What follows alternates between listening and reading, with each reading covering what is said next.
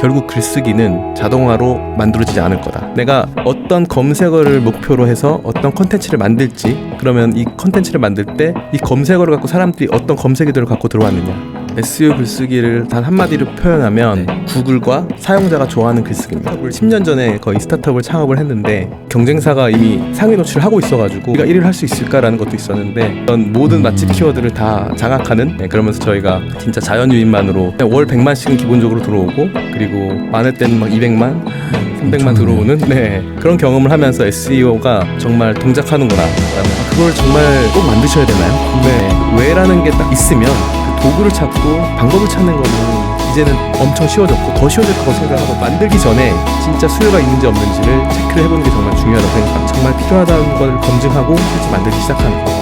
한 회사가 개인을 책임져주기에 정말 힘들어지고 있다고 생각이 되거든요. 결국에는 자신만의 무기를 찾아서 자신만의 노하우와 경험을 가지고 결국 세상 속에서 자신을 증명해야 된다고. 내가 어떤 문제를 풀고 내가 왜 이 문제를 해결하고 있고, 그리고 당신께 어떤 가치를 줄 수 있어요 라는 이 스토리가 없으면 결국에는 열심히 만들어도 팔리지가 않거나 아니면은 관심 갖지 않거나 이렇게 되겠죠. 저도 오늘 블로그 너무 궁금한 게 많아서. 블로그는 이거 다 워드프레스로 하시는 건가요, 그러면? 아니요, 저는 이제 워드프레스는 하나이고 나머지는 다 그냥 워드프레스랑 비슷하게 웹사이트를 저는 만든 거죠. 이제 만들 수 있으니까 굳이 워드프레스 안 쓰고 만들었고, 워드프레스 자체가 이제 개발자가 아닌 분들도 쉽게 쓸 수 있게 만든 툴이다 보니까. 그러면은 이런 블로그에 좀 관심을 갖기 시작한 게 좀 어떤 계기로 좀 관심을 갖기 시작했는지 좀 가볍게 좀 시작하면서 이야기 시작하면서 들어가면 좋을 것 같습니다. 제가 이제 망고플레이트라는 걸 창업해가지고 여기어때 인수합병이 되고, 창업하고 할 때는 진짜 망고플레이트 말고 다른 생각을 아무것도 못했어요. 매각이 되고 이제 다시 이제 어떻게 보면 시작을 하고 나니까 뭐 해야 되지라는 생각이 들었는데 그냥 블로그를 좀 써볼까라는 생각이 들었어요. 블로그하고 유튜브를 내가 알고 있는 지식을 대중에게 알려보자. 제가 이제 예를 들면 투자나 뭐 관심 있는 것들이 많은데 그런 것들을 얘기하면은 관심이 없는 거예요. 예를 들면 뭐 미국 주식 투자해라, 부동산 내 집 마련 꼭 해라, 이런 얘기를 해도 관심이 없어요. 그래갖고 시작하게 된 계기는 진짜 내가 이렇게 나는 좋다고 얘기해 주는데 관심이 없는 사람들한테 얘기하는 게 아니라 그냥 블로그나 유튜브 같은 거로 한번 풀어보자 라고 하면서 시작을 하게 됐고, 그러면서 이제 뭐 네이버, 그때는 SEO 생각도 안 하고 그냥 진짜 풀어보자였으니까 네이버 블로그에도 글을 써보고 진짜 막, 그리고 관심 있는 분야가 생기면 일단 블로그부터 쓰는 거예요. 그리고 블로그를 쓰면서 지식을 습득하니까 이게 진짜 그냥 저는 블로그를 그냥 내 지식을 공유하는 거로만 생각했는데 이게 되게 지식을 습득하는데도 되게 좋은 도구라고 생각이 들었고, 유튜브 하시니까 유튜브도 마찬가지일 것 같아요. 유튜브 컨텐츠를 제작하면서 이제 더 고민을 하게 되고 하면서 제 지식이 확장되는 생각이 많이 들었고, 그러다 보니까 진짜 제가 원래 시작한 네이버 블로그는 진짜 완전 잡학 블로그입니다. 거기 뭐 투자 뭐 이런 것도 있고 지출 관리, 뭐 내 집 마련, 갑자기 챗GPT, 스타트업. 그런데 진짜 그렇게 하다 보니까 이 블로그라는 게 단순히 뭔가 이렇게 수익화도 있지만 내 지식을 확장시키는 데도 너무 도움이 되고 너무 재미있는 거예요. 왜 내가 열심히 썼는데 아무도 안 봐주지? 라는 것 자체로 실망하는 게 아니라 그러면 어떻게 하면 더 사람들이 들어오게 하지라는 고민을 하면서 하다 보니까 계속 여기까지 왔던 것 같고요. 네이버 블로그도 제가 막 하다 보니까 막 거의 잘 될 때는 뭐 하루에 막 1000명씩 들어오고 이웃도 없고 컨텐츠하고 약간 이렇게 테크니컬한 면으로만 거의 막 들어오고 했는데, 네이버 특성상 유입이 지속되지가 않아요.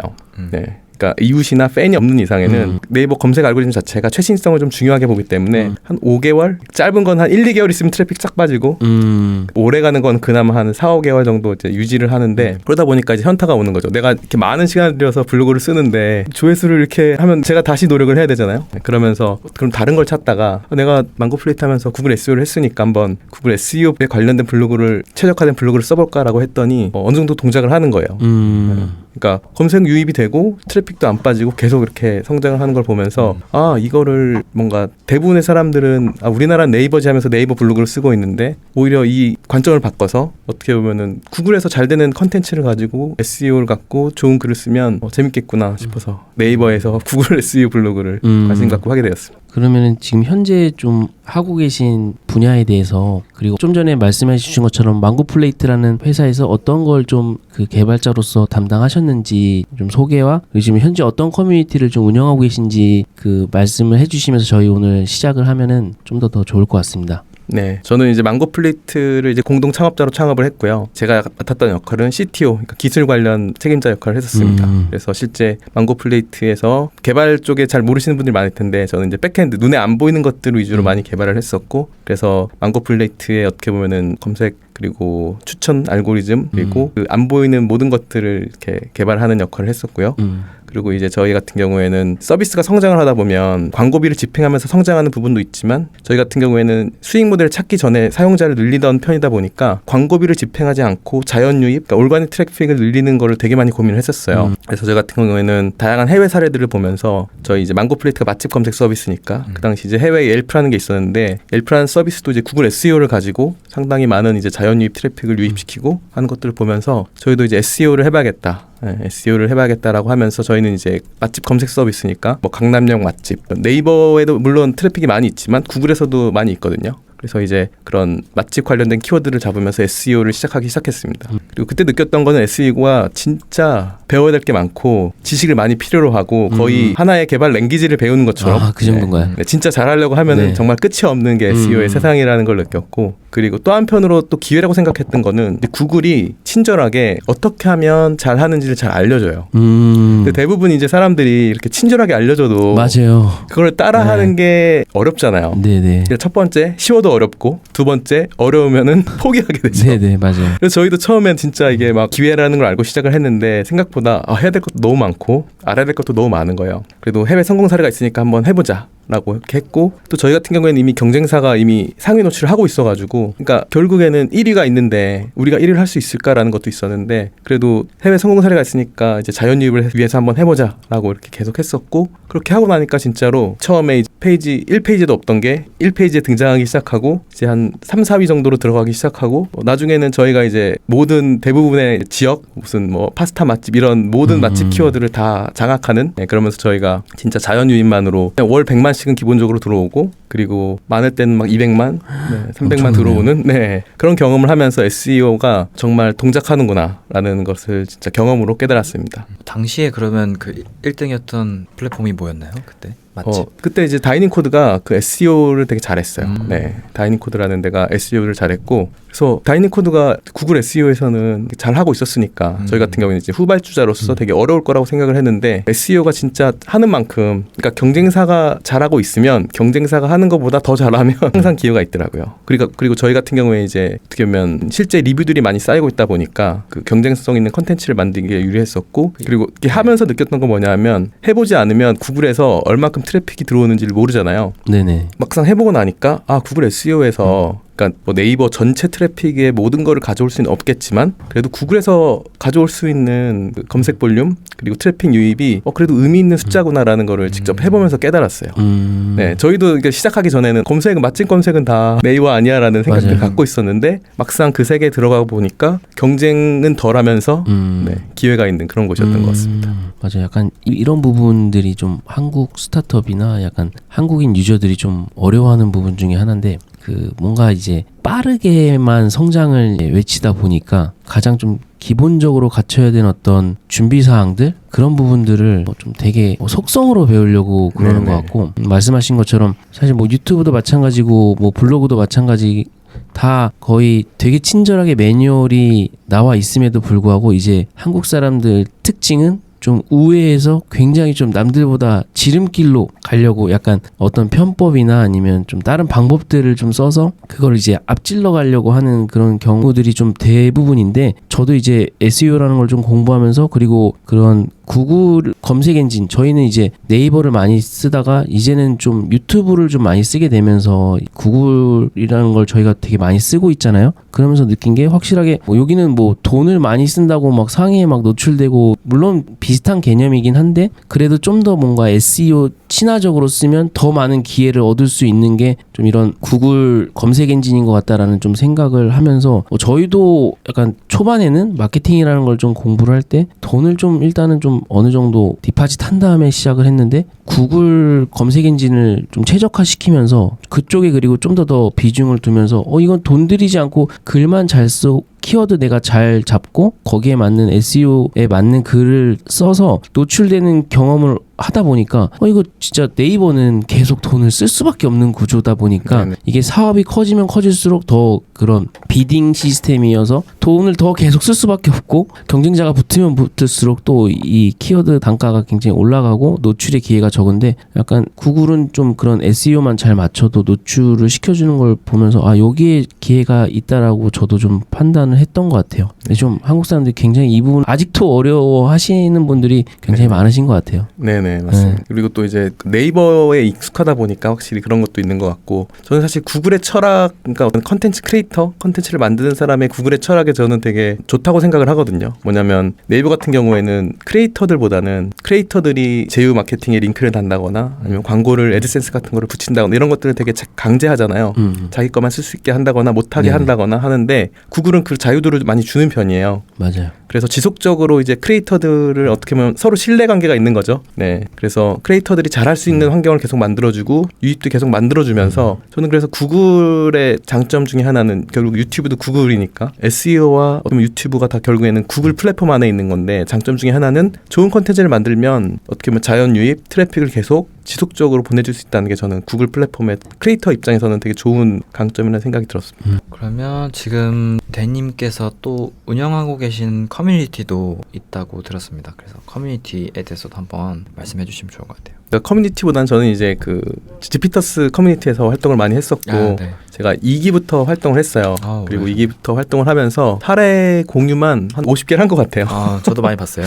보셨나요? 너무 재미있었고 그리고 이 사례를 공유하다 보니까 저조차도 이렇게 저 스스로 계속 사례를 만들어내는 동기부여도 되고 네. 그래서 지피터스에서 이제 처음에는 스터디 구성원으로 참여를 하고 사례를 공유를 하다가 그러면서 이제 지피티스에 있는 이제 개발 쪽 파트너를 하면서 또 이렇게 부 파트너로서 운영을 해보기도 하고 그리고 이제 사업방에서도 부 파트너로서 운영을 해보기도 하고 지금은 이제 최근에는 저는 이제 SEO 챗GPT로서 막 이것저것 다 해보다 보니까 정체성이 없었는데 최근에는 SEO 글쓰기 쪽에 많이 빠져 있어가지고 또 김인경 파트너님하고 같이 SEO 글쓰기 부트캠프 방을 같이 운영하고 있습니다. 제가 이 팟캐스트에 초대했던 이유도 저도 제 유튜브 채널 컨텐츠로 대인님 컨텐츠를 한 2번 정도 다룬 적이 네, 있는데 감사합니다. 네, 맞습니다. 굉장히 네. 그 챗GPT로 활용한 그 블로그 글 쓰기에 엄청 최적화된 방법들을 좀 많이 알고 계신 것 같더라고요. 그리고 그것들을 이제 컨텐츠로 잘 풀어내시는 걸 보면서 이거 우리 채널에 나오셔서 한번 소개해 주면 너무 좋을 것 같다. 그리고 지금 저희 이 채널을 시청해 주시는 분들도 관심 있어 하시는 게 좀 그런 글쓰기거든요. 네네. 근데 그런 걸 봤을 때 인사이트가 되게 남다르시고 그거를 이제 어려워하시는 분들을 위해서 챗GPT를 어떻게 활용해서 이 어려움을 좀 극복할 수 있을까에 대해서 컨텐츠를 다룬 것들을 제가 좀 많이 유심히 보면서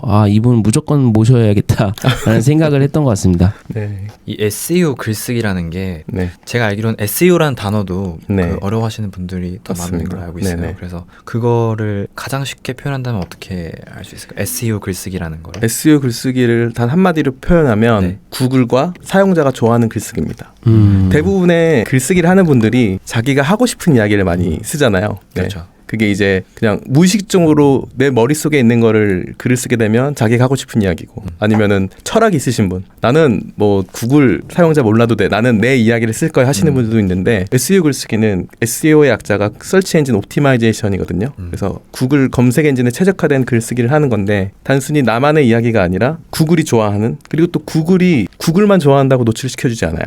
구글이 좋아하는 글쓰기는 뭐냐면 결국에는 사용자들이 좋아하는 글쓰기거든요. 그래서 저는 SEO 글쓰기의 핵심은 구글과 사용자가 좋아하는 글쓰기다. 네, 이렇게 정의를 할 수 있을 것 같습니다. 네. 그 사용자가 좋아한다는 기준이 어떤 기준일까요? 그 SEO가 결국에는 검색 기반이잖아요. 검색이라는 거는 특정한 키워드를 들고 사람들이 검색을 하는 거예요. 그래서 이 검색을 했을 때는 사람들이 검색을 한 검색 의도라고 하는데 서치 인텐트라고 하는데 검색 의도를 가지고 검색을 하게 되거든요. 그럼 이제 검색 의도가 어떤 건지를 파악하는 게 저는 이제 SEO 글쓰기의 첫 번째라고 생각을 하거든요. 내가 어떤 검색어를 목표로 해서 어떤 컨텐츠를 만들지 그러면 이 컨텐츠를 만들 때 이 검색어를 갖고 사람들이 어떤 검색 의도를 갖고 들어왔느냐 라는 게 되게 중요한 포인트인 것 같습니다. 맞아. 그 관련해서도 또 컨텐츠로 한번 만드신 게 있으시잖아요. 네네. 그래서 그것 한번 소개해 주셔도 저는 너무 좋을 것 같거든요. 저도 생각지 못했던 컨텐츠였던 것 같아요. 검색에도 엄청 발상의 전환이 있었던 것 같아요. 한국 사람들 대부분 약간 그냥 키워드에만 좀 집중을 하는 편이거든요. 네네. 근데 이거를 어떤 의도로 검색을 했는지 알면 진짜 좀 전에 말씀해 주셨던 것처럼 방향성이 정해져서 좀 네. 더 구글이 좋아하고 시청자들이 좋아하는 어떤 네네. 콘텐츠가 만들어지는데 저희는 일방적인 어떤 내가 이런 생각이 있으니까 이걸 들어 약간 이런 느낌이어서 거의 약간 블로그 글 쓰시는 분들이 대부분 유튜브 들어오시면 좀 어려워하시는 경우가 좀 그런 부분이거든요. 약간 말씀하신 것처럼 구글이 가장 잘하는 건 우리가 생각하는 네이버 알고리즘이라고 하면은 뭔가 메인 키워드 잡고 글자 수 몇 번 쓰고 사진 네네. 몇 개 해놓고 이런 건데 유튜브를 해보니까 그게 아니더라고요. 네. 그런 어떤 SEO적인 것도 있지만 정말 중요한 거는 그것과 동시에 이 사람들이 이걸 어떤 의도를 갖고 검색을 했고 내 컨텐츠에 그 내용이 있느냐 네. 이게 되게 중요한 거를 느끼고 있거든요. 그래서 그 데니님의 컨텐츠 보고서 와 이런 생각을 할 수도 있구나라는 좀 충격을 좀 받았던 것 같아요. 그래서 네. 그 부분에 대해서 설명을 해주시면은 제가 봤을 땐 관심도가 굉장히 많이 올라갈 것 같습니다. 네. 그 검색 의도라는 게 결국에는 이제 검색을 했을 때 사용자들이 어떤 것들을 원하느냐인 거잖아요. 근데 그 답은 이미 구글의 검색 결과, 그러니까 SERP라고 하거든요. 서치 엔진 리저트 페이지라고 하는데 그 모든 답은 구글에서는 구글 검색 결과 페이지에 있습니다. 그래서 예를 들면은 최상단에 어떤 컨텐츠가 다뤄지고 있는지, 그리고 연관 검색이라고 하거든요. 관련 검색어라고 하는데 이제 예를 들면 뭐 블루베리라는 단어를 검색했을 때 블루베리 효능, 블루베리 부작용 이런 그 어떻게 보면 관련 검색어들, 그리고 관련 질문이라는 영역도 있거든요. 관련 질문이라고 하면은 예를 들면 운동 같은 경우에 뭐가 있을까요? 예를 들면 뭐 제가 파이어족이라는 이제 컨텐츠를 다루는데 파이어족이면 투자 아니면 이제 지출 관리 이런 쪽인데 뭐 파이어족이란 이런 것도 있지만 파이어족 금액이 얼마나 될까요? 이런 그 관련 질문이 그쵸. 구글 검색 페이지에 떠 있는 경우가 있어요.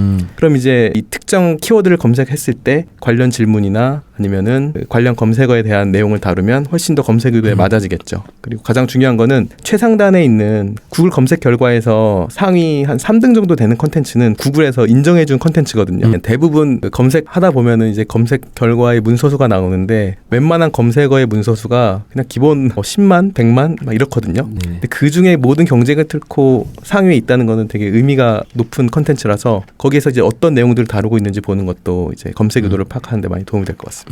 약간 그거를 그러면 어떤 식으로 그 챗GPT를 활용해서 좀 검색 의도를 파악하는지에 대해서도 좀 이야기해 주시면 좋을 것 같거든요. 네, 저 같은 경우에는 간단하게는 검색 결과에 있는 광고 제외하고 그 올가닉 트래픽에 해당하는 영역들만 이제 타이틀하고 디스크립션만 1위부터 뭐 5위 아니면 1위부터 3위 정도 복사한 다음에 챗GPT에 넣고 검색 의도를 분석해달라고 이제 프롬프트를 넣으면 어느 정도 검색 의도를 적당히 찾아줍니다. 그 검색 의도라는 게 이 타이틀하고 디스크립션만 보면 전문가가 아닌 이상에는 보라고 하는데 이게 검색 의도가 뭐지라는 답변을 하기에는 되게 어렵거든요. 근데 챗GPT가 넣어주면 이제 어떤 검색 의도로 이 검색을 하게 됐는지 어떤 컨텐츠를 다루면 되는지 제안을 해주는데 그게 아무것도 모르는 사람 입장에서는 이렇게 쓰면 되는구나 라는 게 되는 것 같습니다. 좀 그것들을 이제 챗GPT 이미 만들어진 프롬프트를 활용해서 그것도 나중에 한번 이거를 그 스크린샷이나 링크를 주시면 저희가 그 이미지와 함께 좀 공유를 하면은 좋을 것 같아요. 네네. 네, 어려웠던 어떤 그런 키워드에 대한 검색 의도를 챗GPT로 활용해서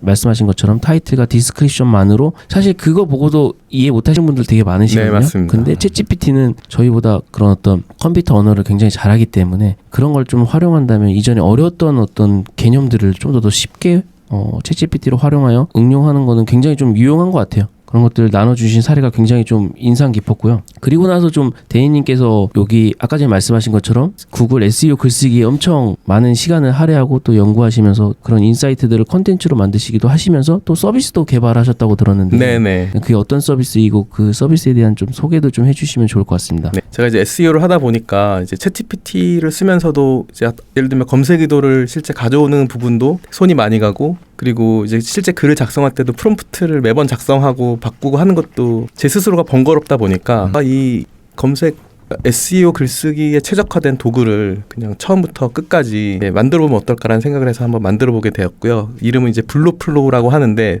BLOFLO입니다. 원래는 제가 이것도 사연이 있는데 해외 같은 경우는 뭐 웹플로우, 플로우 붙은 게 많아요. 그래가지고 원래 블로그 플로우라고 이름을 짓고 도메인까지 닷컴이 없어가지고 .io 해가지고 되게 비싼 7만 원짜리 도메인을 샀는데 이미 있는 거예요.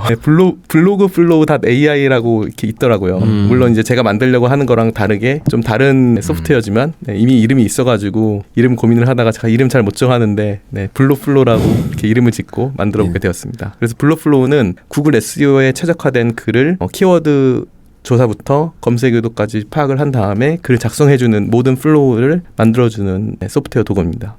그럼 사용자가 어떤 것만 입력하면 되죠? 지금 아직 좀 불편한데 처음에 이제 키워드 조사하면서 내가 원하는 키워드를 입력해야 되고요. 그리고 키워드 입력하면은 그걸 가지고 이제 검색 의도 파악하고 글쓰기까지 갈 수 있고 그리고 이제 글쓰기를 하려면 개요가 필요하잖아요. 그 아웃라인이 필요한데 아웃라인까지 만들어주고 글쓰기 초안까지 만들어주는 역할을 합니다. 와, 엄청나네요. 그리고 또 이제 고민하고 있는 건 앞 단계에서 이제 키워드를 뽑아내는 것도 또 일이거든요. 키워드를 뽑아내는 것도 일인데 저 같은 경우에는 지금 이제 뭐 부트캠프 SEO 글쓰기에서 하고 있는 것 중에 제가 SEO 플래너라고 GPTs 요즘에 많이 만들잖아요. 네네. 그런 것도 만들었는데 거기서 하고 있는 일은 뭐냐 하면 제가 갖고 있는 예를 들면 서비스 혹은 웹페이지에 항상 어바웃 페이지 있잖아요. 소개 페이지 있잖아요. 그 소개 페이지에 그 어떻게 보면 제품에서 하고 싶은 이야기 다 담겨 있는데 그걸 넣으면 거기에 맞는 이제 키워드들도 뽑아주는 어떻게 보면 아직 기능에는 없지만 SEO 플래너 GPTs를 통해서 그렇게 하고 있고 그걸 가지고 키워드까지 조금 더 뽑을 수 있게 도와주는 고민을 좀 해보고 있습니다. 그런 것들도 다 링크로 공유해 주실 수 있으신가요? 네, 물론입니다. 네네네. 네. 감사합니다.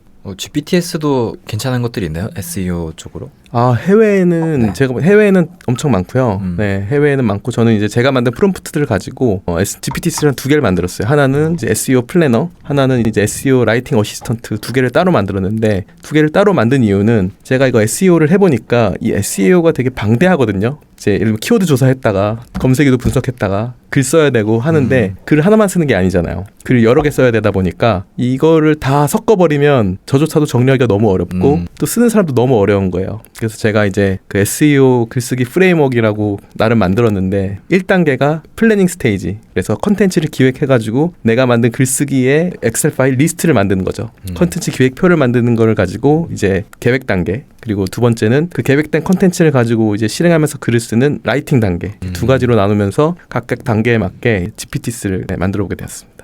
저는 이제 네이버 블로그를 하는데 네. 저도 한 편 쓸 때마다 정성도 들이고 뭐 키워드 뽑고 계획도 해야 되고 하면 너무 오래 걸리거든요. 네네. 그래서 이거를 매뉴얼화 할 수 있는 부분들을 매뉴얼화 해야겠다 맨날 고민을 하고 있었는데 요거를 써야겠네요. 지금 거의 이전 방식대로 하시는 분들하고 이 AI를 활용하시는 분들의 어떤 격차는 저는 엄청날 거라고 지금 보고 있고 이게 사람들이 표현을 안 해서 그렇지만 진짜 상상하는 거 이상의 지금 제 유튜브 채널만 보시더라도 느끼시겠지만 네네. 이전 같았으면 솔직히 저도 엄두를 못했을 속도와 어떤 퀄리티라고 좀 생각하거든요. 퀄리티가 뭐 남들보다 엄청 높다기보단 동일한 퀄리티의 컨텐츠를 놓고 봤을 때 생산성이 거의 한 5배 이상은 제가 더 빠르지 않나라고 좀 생각을 하고 그렇게 빠르면서도 다만 저는 약간 염려하는 거는 자동화 이런 거는 저는 좀 약간 좀 주의를 하고 있어요. 네네. 뭐 블로그도 자동화 맞습니다. 안 그래도 그것도 여쭤보고 싶었어요. 네. 자동화 블로그에 대한 데니님의 생각도 궁금하고 네네. 예,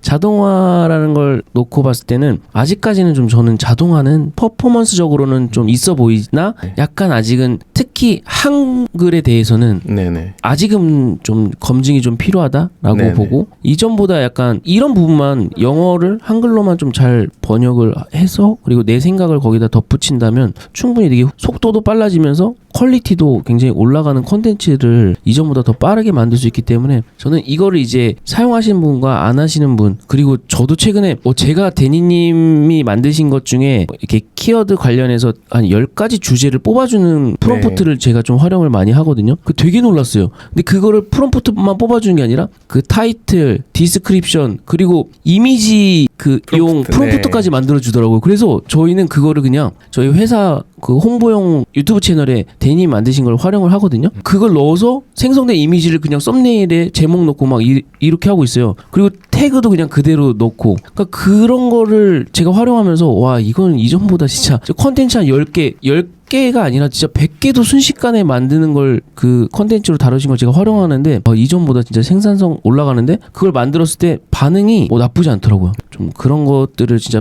지금 빨리 익히시는 분들에게 저는 기회가 있다라고 좀 생각을 하고 아까 전에 제가 네. 말씀드렸던 블로그 자동화에 대해서 네. 좀 사람들이 관심이 많은데 그 부분에 대한 데니님의 의견을 좀 듣고 싶습니다. 네, 저는 사실 자동화에 대해서는 명확한 답이 있는 게 결국 글쓰기는 자동화로 만들어지지 않을 거다. 네, 자동화 블로그는 이거 딱 썸네일 각이에요. 네, 자동화 블로그는 결국에 경쟁력 없는 컨텐츠가 저는 될 거라고 생각합니다. 단기간으로는 이게 반응이 있네라고 할 수 있겠지만 결국에는 아까 구글 입장에서 보면 자동화로 만들어진 글이 반응이 없으면 당연히 노출이 안 되겠고요. 그리고 이게 AI라고 해가지고 사람들이 기대하는 건 내가 하는 일을 다 해줬으면 좋겠어. 자동화 해줬으면 좋겠어. 나는 손도 대기 쉽지 맞아요. 않아라고 사람들이 생각하고 있는데 지금 이제 어떻게 보면 이 AI, 오픈 AI도 그렇고 MS 같은 경우에도 지금 AI 쪽에서 어떻게 보면 임팩트 있는 행보를 하고 있는데 어떻게 보면 이제 AI를 만든 사람들이 하고 있는 가장 주요한 단어 중에 하나가 저는 어시스턴트라고 생각을 하거든요. 이번에도 데브데이에서 나왔을 때 그 어시스턴트 API에 대해서 얘기를 했는데 결국 저는 이 AI의 핵심은 이거를 AI를 다루는 저희 사람의 입장에서 핵심은 AI는 어시스턴트라고 생각을 하거든요. 그래서 AI를 어시스턴트로 접근을 해야지 AI를 완성품을 만들어주는 접근을 하면 일단 첫 번째로 AI의 결과에 대해서 실망을 하게 되겠죠. 완성품을 기대했는데 완성되지 않았네라고 실망을 하지만 어시스턴트로 접근을 하면 내가 예전에는 이 컨텐츠를 만드는데 하루를 해도 나올까 말까 했던 인사이트와 초안을 만들어준다라는 접근을 하면 획기적인 거거든요. 그쵸. 그래서 저는 그 부분에 있어서는 결국엔 자동화 블로그는 일시적으로는 될 수 있지만 동작하지 않을 거다. 결국 핵심은 AI가 만들어준 어떻게 보면 뼈대를 가지고 나만의 인사이트, 경험 그리고 노하우를 잘 엮고 정말 사람들이 필요로 하는 컨텐츠를 만들어야 결국 계속적인 사랑을 받고 그리고 구글이 좋아하는 컨텐츠, 사용자들이 좋아하는 컨텐츠가 될 것이다. 이렇게 생각을 합니다. 그리고 이제 AI를 어시스턴트로 잘 쓰셔서 그 생산성 여기 적어주신 게 5배에서 10배 네. 빨라지고 3개월 걸릴 작업이 2주로 줄어들고 네네. 이런 경험을 너무 잘하신 것 같고 그리고 전 대님이 너무 놀라운 게 이런 프로토타입을 네네. 되게 너무 잘 만드시는 것 같아요. 요즘엔 또 작고 빠르게 시작하는 게 되게 중요한 것 같은데 그런 거에 대한 꿀팁을 좀 주실 수 있으실까요? 어떻게 하면 할 수 있을지. 일단은 무게 있게 시작하면 안 된다. 가볍게 시작해야 된다. 네. 프로토타입을 쉽게 만들 수 있는 건 그러니까 프로토타입 보시면 아시겠지만 이제 UI 보고 하면은 이게 뭐지? 약간 이런 생각 드실 거예요. 근데 저는 거기서 중요하게 봤던 건 뭐냐 하면 여기에 핵심을 중요하게 생각하는 사람들은 이 UI가 없어도 관심 가지고 쓸 거다. 블로그도 마찬가지입니다. 그 블로그 예를 들면 워드프레스나 이런 걸 하게 되면 처음부터 그 꾸미기에 집중을 하거든요. 웹사이트 이쁜 거에 집중을 하는데 그 내용이 담기면 사람들이 검색했을 때 클릭을 하고 지속 시간이 높아질 거다. 네. 그래서 저는 너무 이제 처음 시작할 때 각 잡고 예를 들면은 프로토타입 만든다고 해서 디자인 많이 고민하고 시장 조사도 조금 더 이렇게 해보고 이렇게 여러 가지 고민을 하는데 물론 그러니까 회사 입장에서는 되게 어렵거든요. 왜냐하면 회사 같은 경우에는 만들어야 되는 아웃풋에 대한 기대치도 훨씬 높고 여러 사람들이 같이 이해하다 보니까 서로 어떻게 보면 같이 협업하는 여러 가지 이제 어떻게 보면은 프로토타입을 잘 만들기 위한 어려운 부분들이 존재를 하는데 개인이 프로토타입을 만드는 거는 제약이 없잖아요. 그렇죠. 그냥 머릿속에 들어온 거를 가장 간단하게 사람들이 볼 수 있게 만들어서 뿌려본다. 네, 저는 그게 시작인 것 같고 그게 이제 저는 웹페이지 그리고 블로그 아직 유튜브는 못 해봤지만 다양하게 그렇게 시도를 하는데 그렇게 뿌려보면 정말 제가 한 블로그도 한 10개 정도 이렇게 막 운영하면서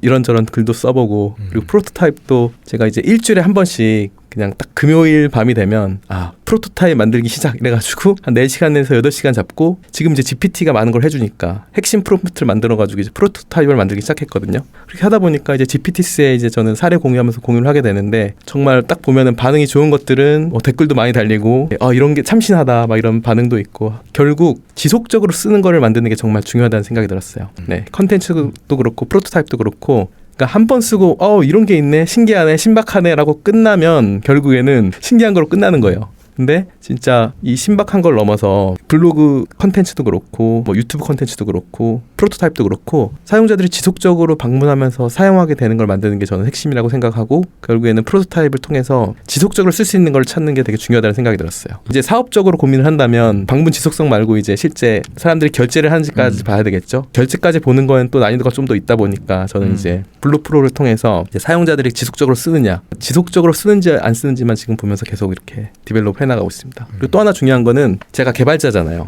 개발자인데 주변에 이제 그럼 뭐 개발 관련된 이야기들 어떻게 개발하면 돼요라는 얘기를 많이 이렇게 해주시는데 제가 제일 많이 하는 답변 중에 하나가 그걸 정말 꼭 만드셔야 되나요? 네네. 오히려 안 만드는 쪽으로 저는 이렇게 더 코멘트를 제가 해주고 있더라고요.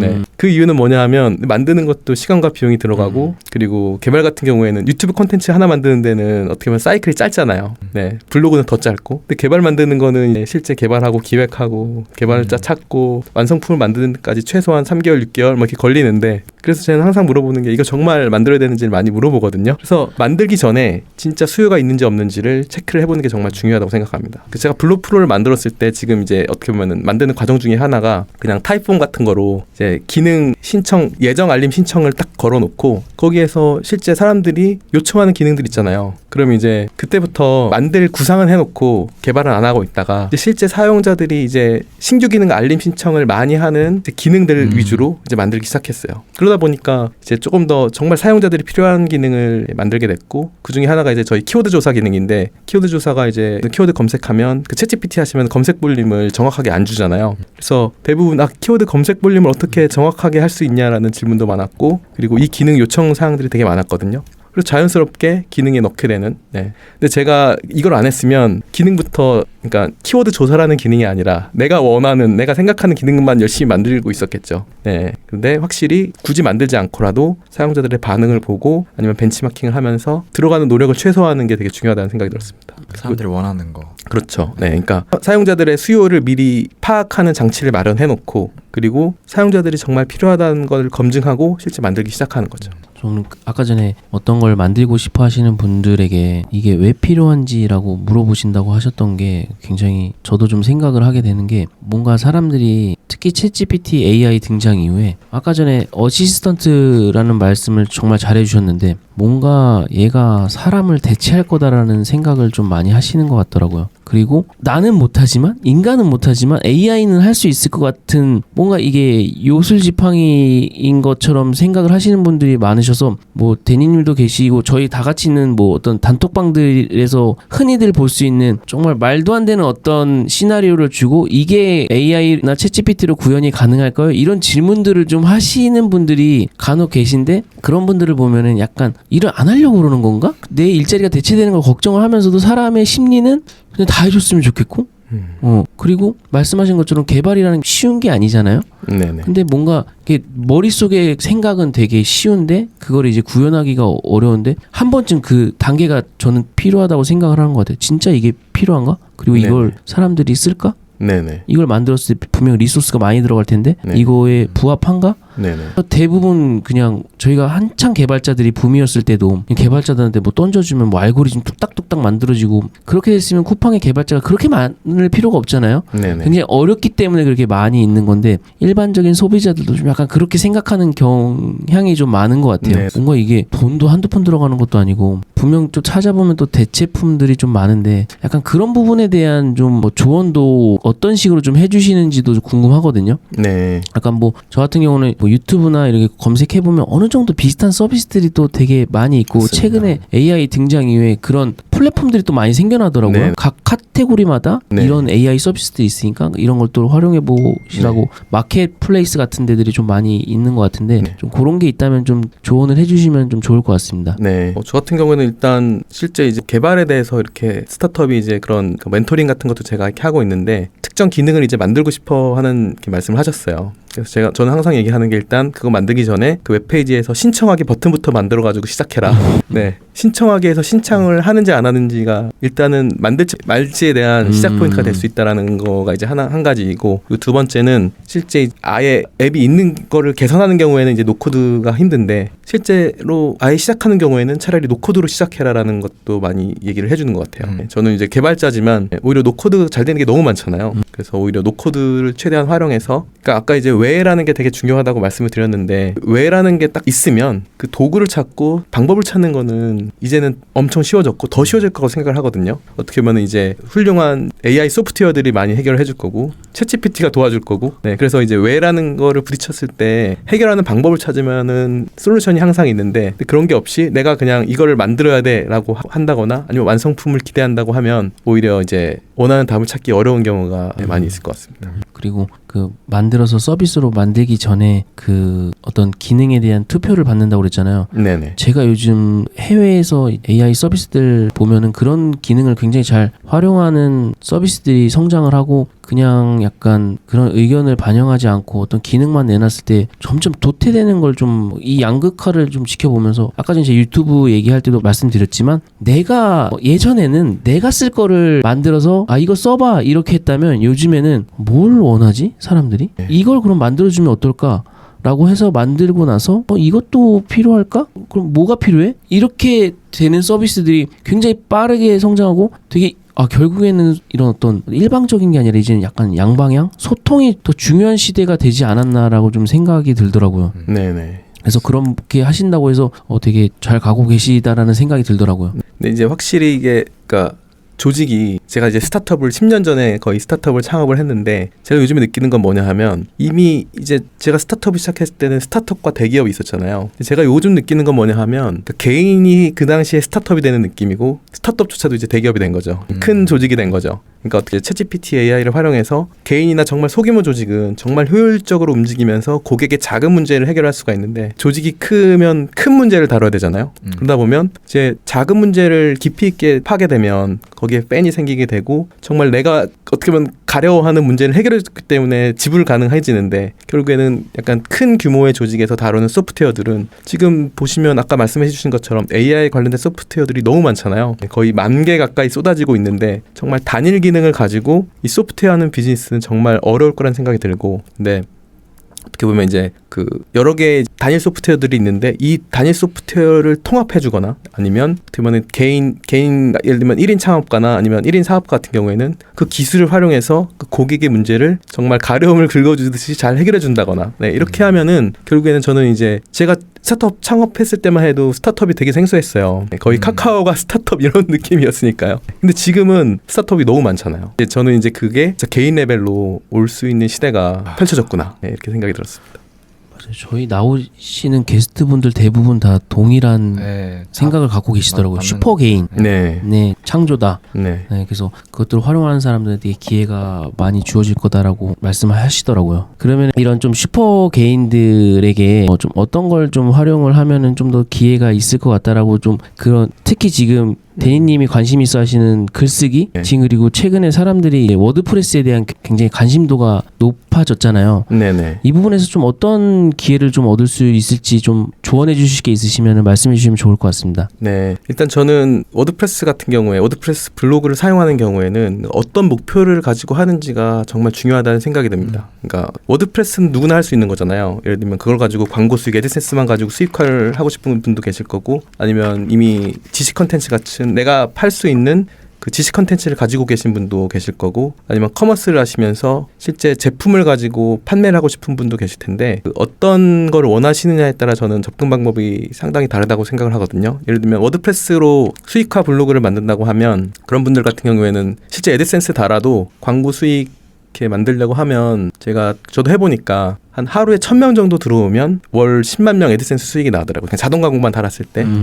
그럼 또 역산을 해보면 하루에 10,000명 정도가 들어오면 100만 원 정도의 광고 수익이 발생하겠고, 하루에 10만 명 들어오면 이제 1,000만이 되겠죠. 네. 그래서 이게 애드센스만 가지고 수익화를 하려고 하면 진짜 하루에 10만 명 들어오는 한 월 100만 명 정도 되는 사이트를 만들면 이제 애드센스로 정말 의미 있는 게 될 수가 있을 것 같고, 아니면 좀 니치하고 이제 광고 단가가 높은 키워드를 찾아가지고 찾아가지고 할 수 있는 것도 방법일 것 같은데 생각보다 경쟁이 치열할 수 있겠다라는 생각을 좀 듭니다. 왜냐하면 이미 잘하고 있는 이미 그 애드센스 수익화를 하고 계신 분들이 많잖아요. 이미 어떻게 보면은 선점하고 있는 키워드들도 많을 거고 하기 때문에 확실히 현실적으로는 물론 기회도 많지만 그 애드센스 수익만 가지고 하기에는 확실히 좋은 키워드 찾고 그리고 거기서 실제 수익화하는 1등까지 하기에는 어려움이 있을 수 있겠다라는 생각이 좀 들고요. 저는 기회라고 생각하는 건 오히려 그 제품 판매할 수 있는 프로덕트가 있거나 아니면은 지식 컨텐츠가 있는 경우에는 특히 지식 컨텐츠가 있으면 구글 SEO에 저는 많은 기회가 있다고 생각을 하거든요. 저 같은 경우에도 이제 개발자 블로그 하고 그리고 제가 이제 뭐 투자 이런 쪽에도 관심이 있어가지고 파이어족 투자 관련된 블로그를 둘 다 운영하고 있는데 양쪽 다 가입자가 월 검색으로만 한 10,000명 이상씩 들어와요. 근데 이게 제가 팔 게 없으니까 연결을 못 시키는데 예를 들면 이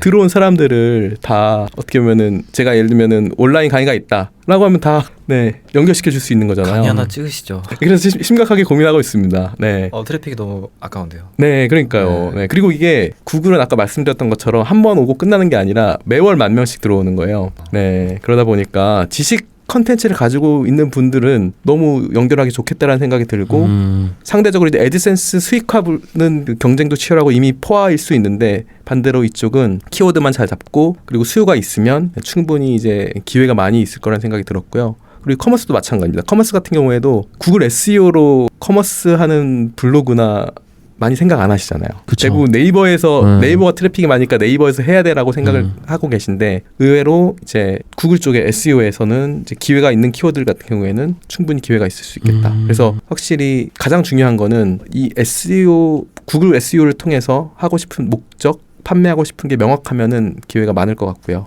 그래서 내가 이걸 가지고 뭘 하면 좋을지를 정하는 게 일단 가장 중요하고 그리고 이제 워드프레스 가지고 블로그 하는 것도 저는 기회가 많이 있을 거라고 생각이 듭니다. 반대로 좀 약간 이런 글쓰기는 좀 지양했으면 좋겠다 하는 좀 그런 부분들이 좀 있으실까요? 글쓰기 같은 경우에 구글이 그러니까 사용자도 그렇고 챗GPT가 만들어준 글은 아무도 좋아하지 않는 것 같아요. 아무도 좋아하지 않고 결국에는 챗GPT가 만들어준 그 구조 글의 순서, 글의 양식은 되게 잘 만들어주거든요. 왜냐하면 챗GPT가 어떻게 보면 그러니까 전문가에 가까운 수준의 그 포맷을 잡아주잖아요. 그렇기 때문에 그 양식은 잘 잡아주는데 그 내용을 채우는 거에 있어서는 약간 AI스럽다거나 아니면 너무 일반적인 이야기를 써준다거나 하는데 거기서 아까 말씀드린 것처럼 사례나 경험이나 자신만의 인사이트나 노하우가 담겨 있으면 확실히 이제 사용자들이 좋아할 수밖에 없는 콘텐츠가 되는 거죠. 그리고 또 한 가지는 이제 애드센스 수익화 블로그 같은 경우에는 이제 검색해보면 정말 수익화 블로그는 너무 이제 키워드마다 케이스가 다르긴 한데 결국에는 정말 단편적인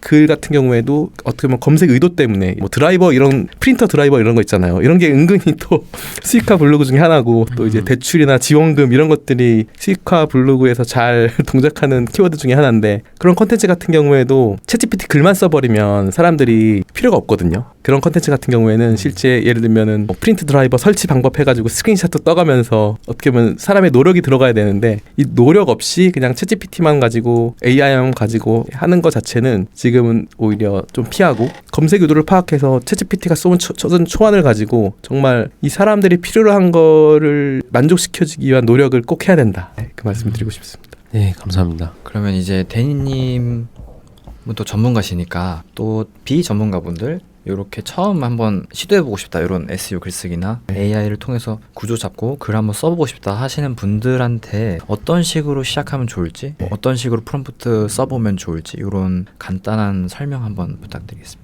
일단은 처음 한다고 하면 내가 어떤 걸 쓰고 싶은지 찾고요. Y가 정말 중요해요. 네네. 어떤 내용을 다루고 싶은지 그리고 이제 어떤 내용을 다루고 싶은지 없으신 분들도 있잖아요. 그럴 경우에는 챗GPT한테 블로그 글쓰기를 하려고 하는데 좋은 주제를 추천해줘 라고 하면 정말 일반적인 거지만 추천을 해줍니다. 네. 그리고 그걸 보고 제가 이제 예전에 챗GPT 제가 강의도 찍었는데 그 강의에서 이제 그 블로그 토픽 그 다루는 섹션이 있어요. 거기서 이제 했던 것 중에 하나는 자신의 관심 분야, 전문 분야를 넣어주는 거예요. 결국에는 이 글을 쓴다는 게 완전 생뚱맞은 게 아니라 관심 분야하고 전문 분야에 저는 있다고 생각을 하거든요. 관심 분야는 이제 내가 그걸 갖고 뭔가 경제 활동을 하고 있지 않지만 내 마음속에 있는 것들이 관심 분야고 그다음에 전문 분야라는 거는 어떻게 보면은 그걸 가지고 경제적인 활동을 하면서 쌓아나가는 주제잖아요. 그래서 관심 분야하고 전문 분야를 알려주고 그리고 챗GPT한테 주제를 알려달라고 하면 다루기 좋을 만한 주제들을 알려줄 거예요. 그리고 이제 그럼 다음에 해야 될 것들이 그럼 이 내가 원하는 주제를 찾았으면 이 주제를 가지고 어떤 키워드들을 가지고 해야 될지가 중요하잖아요. 그래서 이제 키워드 조사를 해보면서 실제 이 키워드가 예를 들면 키워드 조사를 했는데 유입이 없으면 노력해도 힘들잖아요. 네. 그렇죠. 네, 이게 제가 느낀 게 뭐냐면 이 블로그 쓰는 작업이 만족감도 되게 높지만 되게 어렵고 저는 고통스러운 작업이라고 생각하거든요. 글쓰기 자체가 고통스러운 작업이에요. 그래서 진짜 글쓰기 많이 하시는 분들이나 이제 하다 보면 이 글쓰기가 진짜 힘들고 고통스러운 작업이다라는 표현들을 많이 하시는데 유입이 없으면 그 힘듦이 더한 거죠. 어떻게 보면은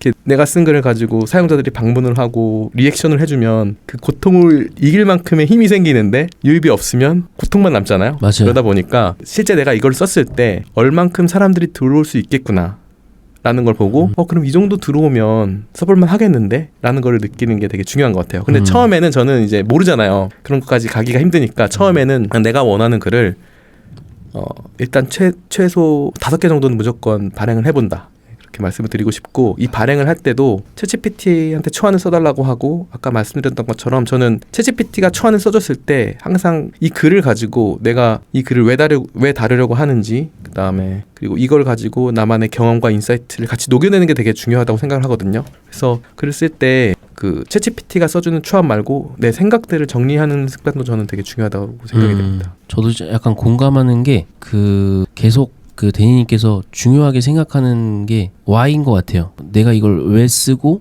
왜 하고 이걸 왜 읽어야 되는지 저는 명확히 좀 정해진 상태에서 글을 쓰는 게 좀 더 효과적인 글쓰기가 되지 않을까. 제가 뭐 이제 AI의 등장 이후에 뭐 자동화 관련된 어떤 그런 컨텐츠들이 굉장히 이제 사람들한테 이제 각광을 받았지만 제가 컨텐츠로 다루지 않았던 이유 중에 하나는 이렇게 거기에는 그 Y가 빠지는 경우가 좀 종종 있었던 것 같아요. 아까 전에도 챗GPT가 쓴 글은 좀 사람들이 읽기에 좀 매력적이지 않다. 얘가 사실 못하는 건 아닌 것 같아요. 네. 그거를 저희가 이제 뭐 커스텀 인스트럭션스라 이런 것들 통해서 이제 저희의 어떤 페르소나를 반영해서 이제 글 쓰는 것도 가능해졌잖아요. 그런 것들을 하면 이제 좀 더 글이 재밌어지고 이제 계속 얘한테 이제 그런 걸로 학습을 시키는 거죠. 뭔가 이게 한국 사람들이 좋아하는 글이야. 이걸 참고해서 이 구조에 맞게 글을 써줘. 충분히 못할 건 아니라고 생각을 하고 향후에 이제 고도화가 되면은 충분히 뭐 자동화 블로그나 자동화 컨텐츠가 분명히 이제 이전보다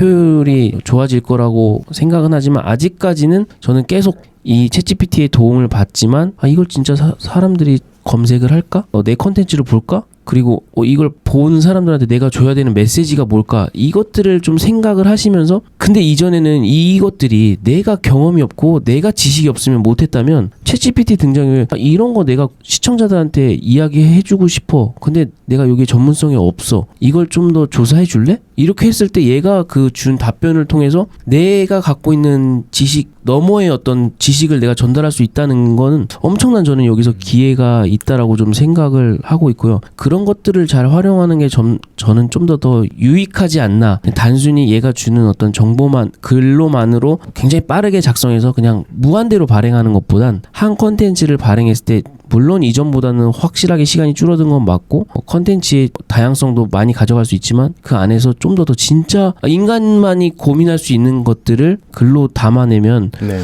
저는 거기에 좀 아까 전에 말씀하셨던 것처럼 단순히 SEO적인 것만 맞춰야 되는 게 아니라 시청자들이 좋아하는 거, 구글이 좋아하는 거 이 둘 다를 맞춘다면 저는 초보자 이제 막 시작하시는 분들에게도 기회가 있지 않을까. 그리고 유튜브 쪽에서는 이미 그렇게 하시는 분들이 떡상하는 걸 보면서 이런 걸 좀 잡으셔야 되겠다라는 생각이 들었습니다. 네네, 맞습니다. 제가 좀 예를 들어서 설명을 드리면 예를 들면 제가 구글 SEO를 하니까 구글 SEO에 대한 어떻게 보면 컨텐츠를 다룬다고 했을 때 챗GPT가 구글 SEO에 필요한 내용들은 잘 써주잖아요. 근데 어떤 사람은 저같이 이제 구글 SEO를 많이 해본 경우에는 구글 SEO에 대한 전문성을 가지고 이 구글 SEO에 대한 어떻게 보면 내 경험 이런 부분들을 얘기해 줄 수 있지만 새로 컨텐츠를 시작하는 입장에서는 모르잖아요. 그렇죠.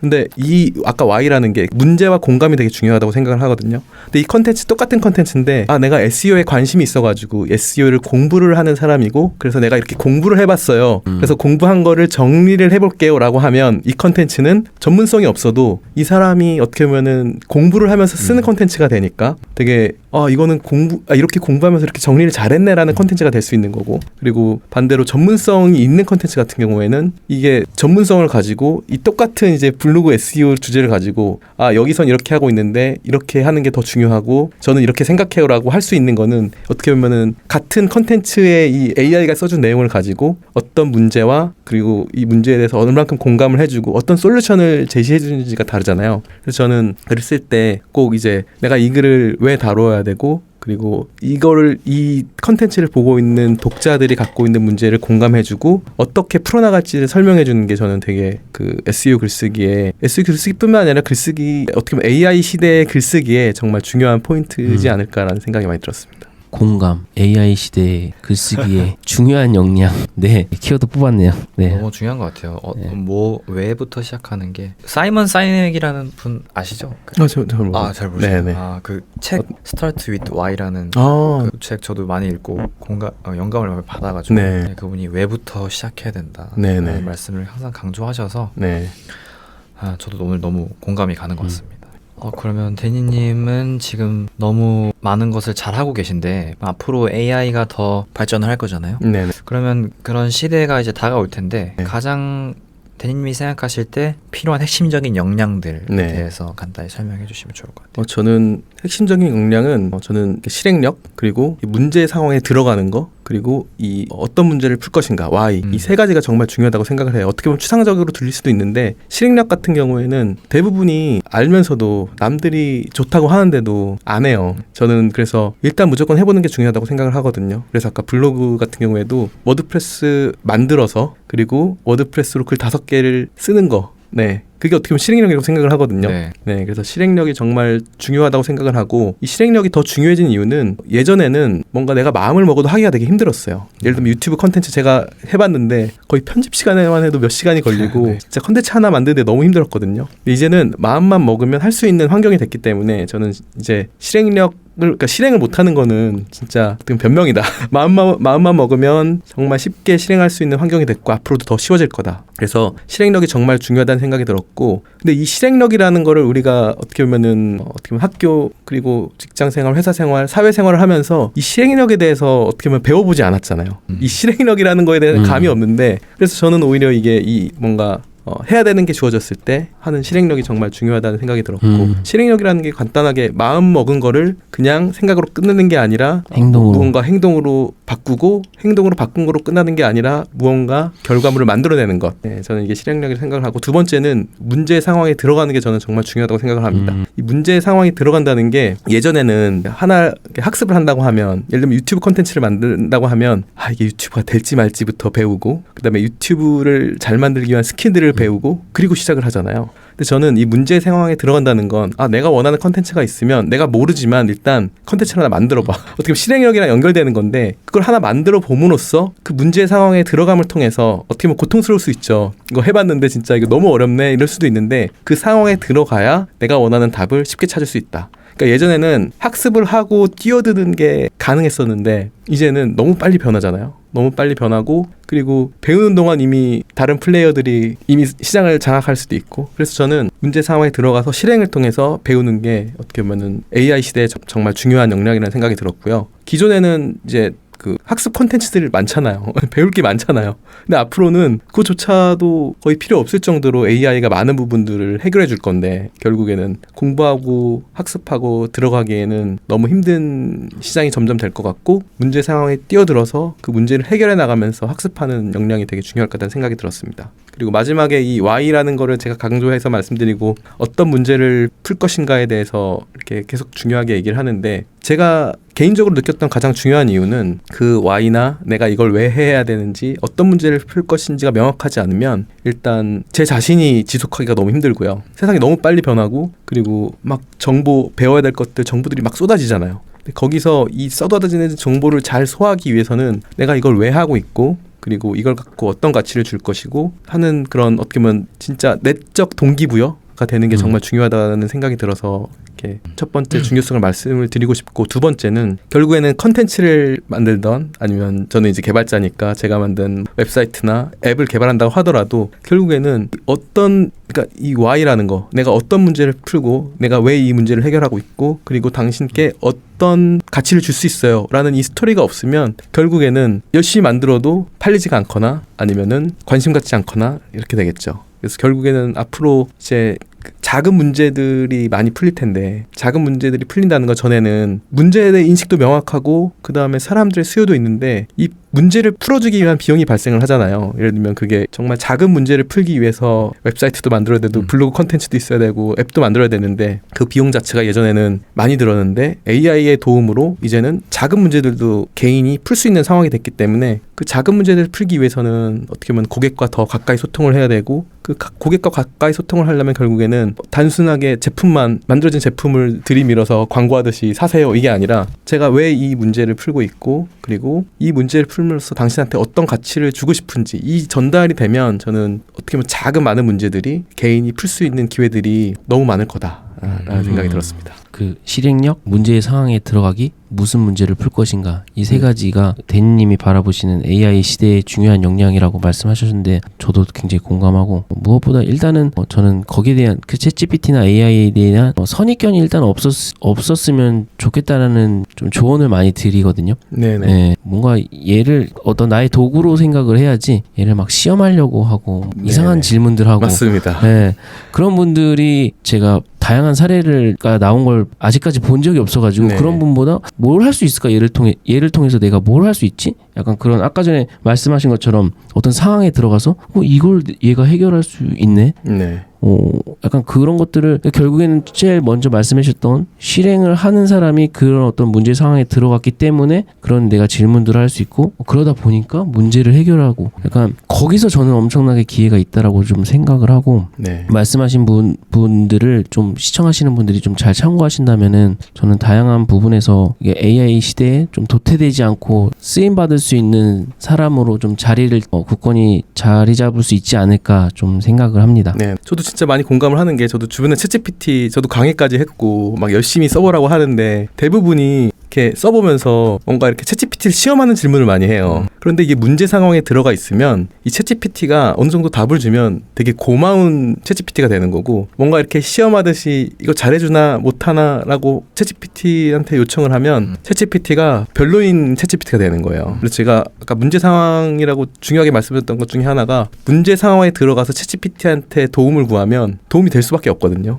왜냐하면 일단은 도움을 요청을 했잖아요. 그리고 답을 주잖아요. 근데 진짜 문제 상황에 있을 때 요청을 했는데 답을 줄 수 있다는 것 자체만으로도 그 결과의 퀄리티를 떠나서 진짜 너무 고마운 거잖아요. 맞아요. 그래서 저는 이제 진짜 이 뭔가 문제 상황에 들어가서 뭔가 지원 요청을 하고 답을 받는 이 경험 자체가 어떻게 보면 원래 되게 필요한 건데, 어떻게 보면 일을 하면서도 사업을 하면서도 너무 필요한 건데, 오히려 챗GPT가 있음으로 해서 예전에는 도움받기가 힘들었잖아요. 뭔가 이렇게 문제가 있을 때 도움받으려고 하면 뭔가 팀 레벨에서 요청을 해야 되고 돈을 내야 된다거나 되게 힘들었는데, 이제는 문제 상황에 있으면은 정말 도움 줄 수 있는 어시스턴트가 옆에 있으니까 저는 이 문제 상황에 들어가서 질문을 던지고 내가 원하는 답을 받고 그 문제에 대한 답을 가지고 도움을 받는 게 저는 너무 중요한 AI 시대의 중요한 스킬이라고는 생각이 많이 들었습니다. 네. 그러면은 그 마지막으로 대인님의 앞으로의 목표가 궁금합니다. 네, 앞으로 이제 목표. 네.